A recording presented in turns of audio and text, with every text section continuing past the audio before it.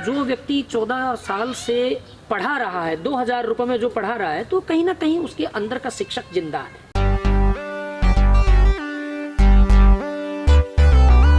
Hi friends, hello to everyone, कैसे हैं आप सब। मैं अलका हार्दिक स्वागत करती हूं आपका हमारे यूट्यूब परिवार में, जिसका नाम है धाकर जस।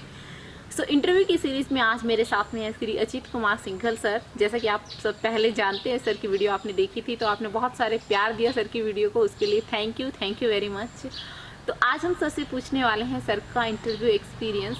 आई होप आपको इंट्रोडक्शन की तो ज़रूरत नहीं होगी, लेकिन फिर भी थोड़ा बहुत इंट्रोडक्शन दे देते हैं हम। मैं अजीत कुमार सिंघल, पीजीटी हिंदी, केंद्रीय विद्यालय नंबर 1 इम्फाल मणिपुर। और सर बेसिकली राजस्थान से बिलोंग करते हैं। तो सर आज हम करने वाले हैं जो आपका इंटरव्यू एक्सपीरियंस हुआ था उसके बारे में। तो सबसे पहले तो मैं आपका फिर से एक बार बहुत स्वागत करती हूँ चैनल पे। धन्यवाद मैडम। आपकी जो प्रिपरेशन वाली वीडियो थी उसको बहुत सारे कमेंट्स आए थे कि सर का जो इंटरव्यू एक्सपीरियंस है वो भी लिया जाए। आपके सभी दर्शकों को धन्यवाद। तो सर जब आपका रिटन एग्ज़ाम क्लियर हो गया था तो नेक्स्ट स्टेज हमारी इंटरव्यू की ही स्टेज आती है। तो रिटन से और जो इंटरव्यू के बीच में हमें टाइम मिलता है, आई थिंक 1 या 1.5 मंथ का टाइम मिलता है। तो उस टाइम में हमें कैसे अपनी इंटरव्यू की प्रिपरेशन करनी चाहिए, घर पे रह के करनी चाहिए या फिर कोई इंस्टीट्यूट ज्वाइन करना चाहिए, कैसे करनी चाहिए, आपके क्या व्यूज़ हैं इस पर? मेरे हिसाब से जैसा मैंने किया, मैं कहीं नहीं गया। मैं तो स्कूल में, जैसा कि मैंने पहले बताया था कि मैं नवोदय विद्यालय में पढ़ा रहा था, तो वहीं बहुत सारे पीजीटी थे, टीजीटी थे, पुराने अनुभवी शिक्षक थे। उनसे मैंने पूछा तो उन सभी ने मुझे यही बताया कि आप अकेले में रहकर, जैसे ही टाइम मिले आपको, आप खुद अपना इंटरव्यू खुद से लें। जी सर। खुद क्वेश्चन बनाएं। और उन लोगों से भी मैं क्वेश्चन बनवा लेता था कि कैसे क्वेश्चन आपसे पूछे, कैसे पूछते हैं क्वेश्चन, तो वो बना कर दे देते थे और उन्हीं का जवाब मैं अपने आप देता था। जी। तो उसी तरीके से मैंने तैयारी की। किसी के पास में गया नहीं, कोई कोचिंग सेंटर मैंने ज्वाइन नहीं किया, कहीं नहीं गया। तो ये तो सर ने बताया कि सर ने प्रिपरेशन कैसे की थी। सर सेकंड स्टेप इसमें आता है, जैसे कि आप तो पढ़ा रहे थे, लेकिन बहुत सारे एस्पिरेंट्स ऐसे हैं कि जो बिल्कुल फ्रेश होते हैं, जो पढ़ाते नहीं हैं।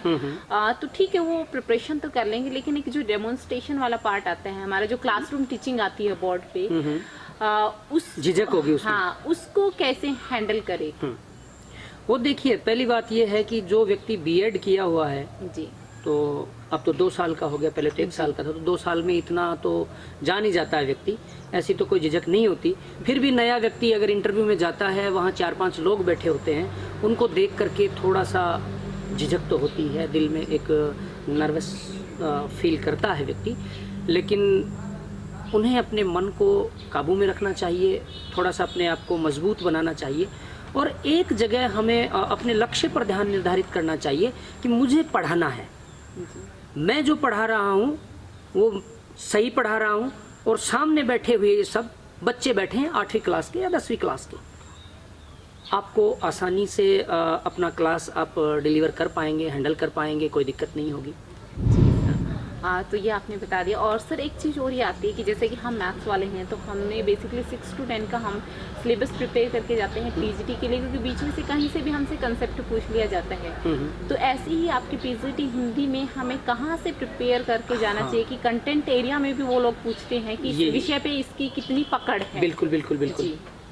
देखिए, वो लोग सबसे पहले आपका जाते ही परिचय लेते हैं जी, कि आप अपने बारे में बताइए, और उनके पास आपकी फ़ाइल रखी होती है जिसमें आपका डिटेल्स होती हैं। उस डिटेल को देखते हैं कि ये व्यक्ति कितना पढ़ा लिखा है, क्या क्या किया है, क्या एक्सपीरियंस है इसके, कहाँ पढ़ाया है, नहीं पढ़ाया है। अगर पढ़ाया है तो वो सबसे पहले आपसे यही सवाल पूछेंगे कि आपने कौन सी क्लास को पढ़ाया है। जी। तो आपने बताया कि जी मैंने 8वीं क्लास तक पढ़ाया है, 10वीं तक पढ़ाया है, 11वीं में पढ़ाया है, 12वीं तक पढ़ाया है। अगर आपने बोला कि 12वीं 11वीं मैंने पढ़ाया है या 10वीं भी पढ़ाया है, तो वो इन तीनों में से किसी में से भी आपसे सवाल पूछ सकते हैं, कोई भी चैप्टर, या अपनी मर्जी से वो पूछ सकते हैं, या फिर आपको कह देंगे आप क्या तैयार करके आए हैं, 12वीं क्लास के एक चैप्टर को पढ़ाइए, कोई भी पूछ सकते हैं। जी, ठीक है। तो मीन्स ये है कि क्लास 8 से लेकर 12 तक जो भी आप टीजीटी जो है वो 6ठी क्लास से 8वीं तक होता है जी। और मैं 6ठी से 8वीं तक ही पढ़ाता था, टीजीटी था वहाँ नवोदय में। तो मैंने तो 8वीं तक पढ़ाया, इसलिए मेरे से 8वीं तक का ही पूछा उन्होंने। जी। पढ़ाने के लिए, केवल वो पढ़ाने के लिए देखते हैं कि व्यक्ति की हैंडराइटिंग कैसी है, इनका पढ़ाने का तरीका कैसा है, इनकी आवाज़ कैसी है, और इनका जो लहजा है वो कैसा है, वो ही जानना चाहते हैं। बाकी तो टेस्ट क्वालिफाई करके व्यक्ति जाता है तो उसका ज्ञान थोड़ी देखा जाता है वहाँ। जी सर। तो ये तो हो गया प्रिपरेशन वाली, जो इंटरव्यू की प्रिपरेशन थी वो वाली स्टेज। अब इंटरव्यू दिन आ जाता है तो नर्वसनेस तो रहती ही है। बिल्कुल रहती है, मुझे भी हुई थी। जी। और एक ये बहुत टेंशन रहती है कि क्या पहन के जाएं, कैसे पहन के जाएं, तो इसके बारे में आपके क्या व्यूज हैं सर? देखिए, बहुत सारे लोग मेरे साथ गए थे, वो कोट पैंट में भी थे जी, लेकिन मेरे पास ये सुविधाएं नहीं थी। मैंने एक अपने साथी से पूछा कि सर क्या पहन के जाऊं, तो मेरे पास एक ब्लैक पैंट तो थी और एक आसमानी रंग की एक शर्ट मैंने खरीदी। ब्लैक पैंट और आसमानी रंग की एक शर्ट ली, जूते ब्लैक लेदर के लिए, सिंपल एकदम वही पहनकर मैं गया था। लेकिन जब तक मैं अंदर नहीं गया था तब तक लग रहा था कि शायद मैंने पता नहीं क्या पहन रखा है, क्या नहीं पहन रखा, पर मुझे खुद को ये लग रहा था कि हाँ एक शिक्षक जैसी ड्रेस है ये। जी सर। तो साधारण ही पहनकर जाना चाहिए, ज़्यादा तड़क भड़क या दिखावा करने वाला ऐसा नहीं होना चाहिए मेरे हिसाब से। तो ये तो सर पहन के गए थे।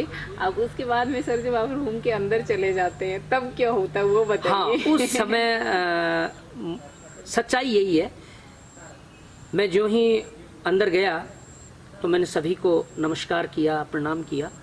उन्होंने बैठने के लिए कह दिया, मैं बैठ गया। लेकिन अंदर से धड़कन बढ़ रही थी मेरी, बहुत बढ़ गई थी। तो उन्होंने कहा कि पानी पिएंगे? मैंने बोल दिया हाँ सर पानी थोड़ा पीऊँगा। पानी पिया। उसके बाद में उन्होंने मेरे से पूछना शुरू किया, आप अपने बारे में बताइए, कहाँ से आए हैं, क्या नाम है, क्या क्या किया है, क्या नहीं किया। मैंने अपने बारे में बचपन से लेकर जहाँ तक मैं पढ़ा, मैंने पढ़ाया, पूरे डिटेल से सन वाइज सब मैंने बता दिया उन्हें। तो उन्होंने मेरे से उसी में से सवाल करना शुरू कर दिया। ये है कि हमें उसमें झूठ नहीं बोलना है, बढ़ा चढ़ा कर नहीं बोलना है, जैसा है वैसे ही बोलना है। और ये ध्यान में रखकर बोलना है कि सामने वाला हमें 4 लोग देख रहे हैं, और 4 लोग जब देख रहे होते हैं तो वो एक एक पॉइंट को पकड़ते हैं और उन्हीं में से आपसे क्वेश्चन करेंगे। ठीक है, जब आप इधर उधर हो जाएंगे और आप ही के पॉइंट को पकड़ लेते हैं, फिर आप ही के पॉइंट पर आपको गलत साबित कर देंगे, इसका मतलब आपका इंटरव्यू ठीक नहीं है। अगर झूठ बोलोगे तो सही बोलेंगे, सही बोल रहे हैं तो हम फंसेंगे नहीं। तो ये तो आपने बताया सर आत्मपरिचय, और हमें झूठ नहीं बोलना है, जो बिल्कुल नहीं बोलना है, रियलिटी है वो बतानी है। वही अब बताना। आपकी जो आत्मपरिचय जब आपने अपने बारे में बताया, उसमें से आपसे क्या क्या क्वेश्चंस पूछे गए थे? उसमें से जैसे ही मैंने कहा कि मैं राजस्थान का रहने वाला हूँ सर। राजस्थान में कहाँ के हैं? तो मैंने डिस्ट्रिक्ट बता दिया अपना कि मैं सीकर डिस्ट्रिक्ट का रहने वाला हूँ। तो सीकर के बारे में मेरे से 1-2 क्वेश्चन पूछ लिए। तो सभी को जिस क्षेत्र का जो व्यक्ति होता है वहाँ के बारे में, अपनी लोकेलिटी के बारे में थोड़ी जानकारी होनी चाहिए। तो 1-2 क्वेश्चन पूछे, मैंने उनको जवाब दे दिया। उसके बाद वो सीधे आते हैं कि आप केवी में अभी आ रहे हैं, आप नवोदय में पढ़ा रहे थे समिंदा पर, केवी में क्यों नहीं पढ़ाए? तो मैंने कहा कि सर देखिए मेरे यहाँ 25 किलोमीटर दूर ही नवोदय विद्यालय है, केवी नहीं है। इच्छा थी मेरी केवी में पढ़ाने की भी, लेकिन पास में नहीं होने की वजह से मैं नहीं जा पाया। और एक बार नज़दीक नवोदय था, यहाँ हो गया, तो फिर धीरे धीरे आगे तक 9 साल मैं नवोदय में ही करता रहा। अब मेरी तहे दिल से इच्छा है कि एक बार मैं केवी में भी काम करूँ। तो उन्होंने कहा चलो ठीक है। फिर पूछा उन्होंने कहाँ कहाँ काम किए। तो मैंने तो 9-10 जगह काम किया था, कश्मीर से कन्याकुमारी और गुजरात से आसाम तक काम किया था, तो मैंने सब बता दिया। उससे पहले मैंने प्राइवेट स्कूल में भी काम किया था, ये भी मैंने बताया। तो उन्होंने कहा कि भाई काफ़ी एक्सपीरियंस है आपका। इसी में से उन्होंने फिर एक क्वेश्चन और उठा लिया कि ठीक है आपने नवोदय में कौन कौन सी क्लास में पढ़ाई करवाई। मैंने कहा सर मैं एक टीजीटी था और समिंदा पर रहते हुए मुझे 6 से 8 क्लास दी जाती थी। तो उन्होंने कहा कि चलो ठीक है, 8वीं क्लास का कोई भी एक टॉपिक आप पढ़ाइए।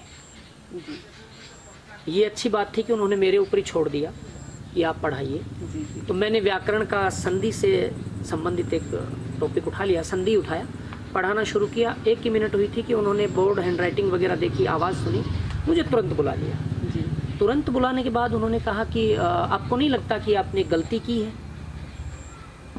मैंने कहा सर क्या गलती हुई है? बोला सोचिए आपने कोई गलती की है, आप इतने वर्षों से पढ़ा रहे हैं जी तो हमें तो नहीं कहना चाहिए, आप सोचिए। मैंने कहा हाँ सर गलती हुई है। क्या गलती हुई है? मैंने कहा सर ब्लैक बोर्ड की तरफ मेरा मुंह था और पीठ आपकी तरफ थी। तो उन्होंने पहले कह दिया था कि हम 8th क्लास के स्टूडेंट हैं और आप स्टूडेंट समझकर हमें पढ़ाइए। मैंने बोल दिया, मैंने कहा सर ये गलती है और ऐसा नहीं करना चाहिए एक शिक्षक को, लेकिन ऐसी गलती भविष्य में कभी नहीं होगी, ये जल्दबाजी में मानिए या जैसे मानिए मुझसे हो गई। तो उन्होंने कहा कोई बात नहीं है, लेकिन भविष्य में ध्यान रखिएगा। केवल 1 मिनट ही उन्होंने देखा और मुझे वापस बुलाकर बिठा लिया। बिठाने के बाद अब वो मेरे से लिटरेचर के संबंधित सवाल पूछने लगे। छायावाद में कौन उसके स्तंभ कहे जाते हैं? तो चारों मैंने छायावाद के स्तंभ बताए कि महादेवी है, पंत है, निराला है, प्रसाद है। फिर पूछने लगे निराला जी के बारे में, प्रसाद जी के बारे में, उनका साहित्य कैसा है, महादेवी वर्मा के बारे में और प्रसाद जी के बारे में, इन सब के बारे में पूछने लगे। फिर आगे उपन्यास पर, उपन्यास सम्राट कौन है। फिर प्रेमचंद जी पे आगे, क्योंकि प्रेमचंद जी तो उपन्यास सम्राट हैं, प्रेमचंद जी के विषय में पूछने लगे। ऐसे उन्होंने 5 मिनट में पूरे हिंदी साहित्य का चक्कर लगा दिया। मीन्स ओवरऑल हाँ, सारी नॉलेज चेक कर ली बिल्कुल 5 मिनट में उन्होंने पूछ लिया। और 5 मिनट के बाद ही एक बाजू में और बैठे थे, 4 लोग बैठे थे। जी तो सर बैठे थे, उन्होंने कहा कि सिंगल जी आप एक बात बताइए, आप राजस्थान के रहने वाले हैं, क्या मीरा को जानते हैं? जी। तो मैंने पहले बोला है कि जिस क्षेत्र का व्यक्ति है उस क्षेत्र की बात उसे जरूर पता होनी चाहिए। और इस बात का मुझे पहले से बता दिया गया था। मेरे साथी टीचर्स जो थे, उन्होंने अनुभवी थे, वो उन्होंने कहा मीरा को आप जरूर पढ़ के जाना क्योंकि आप राजस्थान के हैं। तो मैंने मीरा की 2 कविताएं एकदम 1 महीने में रट्टा मार ली थी और पूरी धुन लय के साथ में। तो उन्होंने बोल दिया कि मीरा के बारे में जानते हो? मैंने कहा हाँ जी जानता हूँ। जी। कौन है? तो मैंने उनके बारे में बताना शुरू किया। बोला नहीं, हमें ऐसा परिचय नहीं चाहिए, हाँ। उनके साहित्य के बारे में या उनका कोई पद सुनाइए। जी। तो मैं तो गा भी लेता हूँ। हाँ हाँ। तो मैंने सोचा अच्छा मौका है अब इनको प्रसन्न करने का। जी। मैंने कहा सर गाऊं क्या?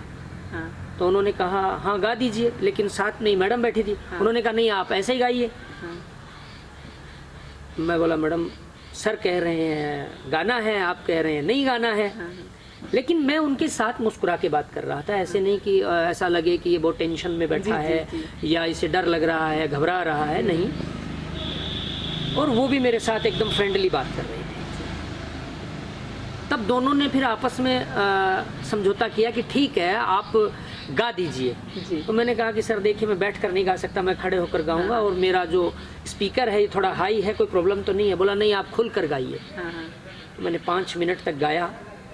उसके बाद वो इतने खुश हुए, बहुत बढ़िया, बोला बैठिए सर आप। मैं बैठ गया। फिर मेरा नंबर लेते हैं, एक साइड में शायद मनोविज्ञान से संबंधित कोई बैठे होते हैं, हाँ, हाँ। उनको बोला कि सर आप भी कोई क्वेश्चन पूछ लीजिए। हाँ।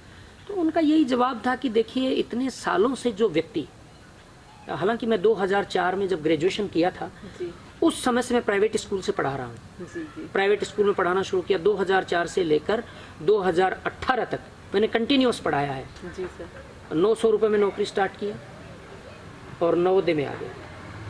तो उन्होंने सारे डॉक्यूमेंट्स देखे, चेक किया, मुझे देख रहे थे, हालांकि मैं उनकी तरफ नहीं देख रहा था। जी। हाँ।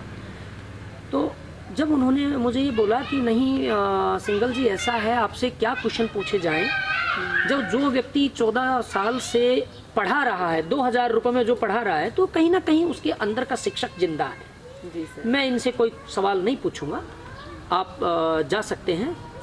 बस इतना सा मेरा 10 मिनट में सब चीज़ें मेरे से पूछ ली गई। इंटरव्यू समाप्त। और उन्होंने बोल दिया कि भाई ये आपका डॉक्यूमेंट्स एक कम है, ये बाहर से लाकर हमें दे दीजिए, जाइए। बड़े हंसी खुशी से इंटरव्यू हो गया। बाकी शुरुआत में ज़रूर मुझे लगा था कि पता नहीं यार क्या पूछेंगे, पसीने आ गए, गला सूख गया। जी जी। फिर थोड़ा धीरे धीरे वो खुद ही जान लेते हैं ना कि बंदा थोड़ा नर्वस हो रहा है, जी। तो वो खुद फ्रेंडली बात करते हैं और अपने आप अपने तरीके से उसको ढाल लेते हैं। जी सर। लेकिन मैंने ये देखा है कि मैडम वहाँ हमें अगर कुछ नहीं आता है मेरे को 2-3 क्वेश्चन के आंसर नहीं आए थे, मैं भूल गया था, जी तो मैंने उनसे माफ़ी मांग ली कि सर देखिए माफ़ कीजिए, मुझे ये नहीं आता है, जी अब मैं भूल गया हूँ, पढ़ा ज़रूर हूँ लेकिन मुझे नहीं आता है। और येन केन करने लगेंगे वहाँ, झूठ मूठ का इधर उधर का फेंकने लगेंगे तो वो पकड़ लेंगे। वो तो है। तो वहाँ गलत नहीं बोलना है, वहाँ सीधा बताना है, साफ बोलना है, ऐसे इधर उधर की बात नहीं बोलनी। तो ये था सर का इंटरव्यू एक्सपीरियंस। आई होप आप सभी को बहुत कुछ सीखने को मिला होगा। तो मिलते हैं नए वीडियो में। और हाँ सर, आपको इंटरव्यू में कितने मार्क्स दिए थे ये और बता दीजिए। मेरे को मिले थे मैडम 48। जी, तो सर को इंटरव्यू में 48 मार्क्स मिले थे और सर के रिटन एग्जाम में थे 145 मार्क्स थे। 200 में से सर के टाइम पे जो इंटरव्यू हुआ, जो एग्जाम था वो 200 का था उस टाइम पे। जी, तो ये सर का ओवरऑल इंटरव्यू एक्सपीरियंस और सब था। आई होप आप सभी को बहुत कुछ सीखने को मिला होगा। मिलते हैं नए वीडियो में, तब तक के लिए जय हिंद, जय भारत, जय हरियाणा। बेटी बचाओ, बेटी पढ़ाओ, बेटियों को आगे बढ़ाओ।